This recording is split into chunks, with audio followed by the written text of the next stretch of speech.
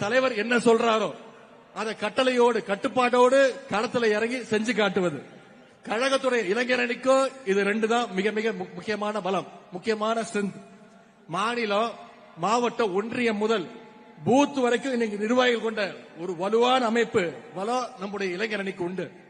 அதே மாதிரி கழக தலைவர் அவர்கள் சொல்ற எந்த விஷயத்தையும் உடனடியாக களத்தில் இறங்கி செஞ்சு முடிக்கிற சாமர்த்தியமும் நம்முடைய இளைஞர் அணிக்கு உண்டு.